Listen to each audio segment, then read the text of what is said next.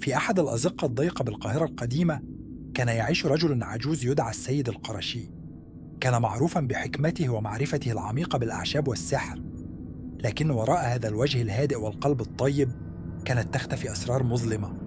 يقال إن السيد القرشي كان على علاقة بعالم الجن، وكان يستطيع استدعاء الجن والتحكم بهم، وكان يستخدم هذه القوة في مساعدة الناس وحل مشاكلهم، لكنه كان يستغلها أيضا لأغراض شخصية.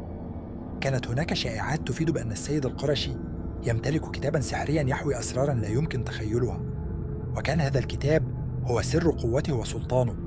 ولكن هذا الكتاب كان أيضا مصدرا للشر، حيث كان يجذب إليه أرواحا شريرة وشياطين. في ليلة مظلمة وعاصفة اختفى السيد القرشي فجأة ولم يعثر عليه أحد، وسرعان ما بدأت الأحداث الغريبة تتوالى في الحي. فظهرت أصوات غريبة، وتحركت الأثاث من تلقاء نفسه، وشوهدت أضواء خافتة تتحرك في الأزقة الضيقة. يقال إن روح السيد القرشي لا تزال تائهة في الحي وتبحث عن كتابها السحري، ومن يجد هذا الكتاب سيحصل على قوة لا حدود لها، ولكن سيصبح أسيرا للشر.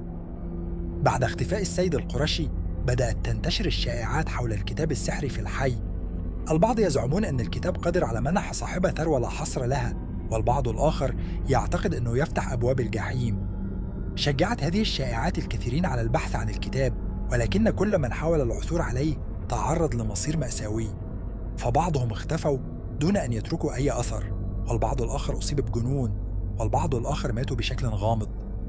قرر مجموعة من الشبان الشجعان مواجهة الخطر والبحث عن الكتاب السحري. كانوا يعتقدون أنهم يستطيعون استخدام قوته من أجل الخير وليس الشر، ولكنهم لم يكونوا يعرفون ما الذي ينتظرهم في أعماق ذلك المنزل القديم حيث كان السيد القرشي يعيش. عندما دخل الشبان المنزل وجدوا أنفسهم في عالم مظلم ومخيف. كانت الجدران مغطاة برسومات غريبة، وكانت هناك رائحة كريهة تملأ المكان. وبعد بحث طويل عثروا على الكتاب السحري مخبأ خلف جدار، ولكن عندما فتحوا الكتاب ظهرت قوى شريرة أخرجتهم من المنزل وألقتهم في الشارع. وكانوا قد تغيروا تماما، فقد أصبحوا شاحبين وجحظي العيون، وكأنهم قد رأوا أشياء لا يمكن للعقل البشري تحملها.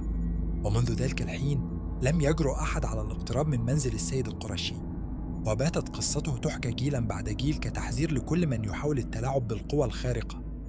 هل شعرت بالقشعريرة؟ هل تصدق أن مثل هذه القصص قد تكون حقيقية؟ شاركنا رأيك في التعليقات. لا تنسى الضغط على زر الإعجاب والاشتراك في القناة لتصلك المزيد من القصص المرعبة والممتعة، واستعد لاستكشاف عالم الأساطير المصرية معنا.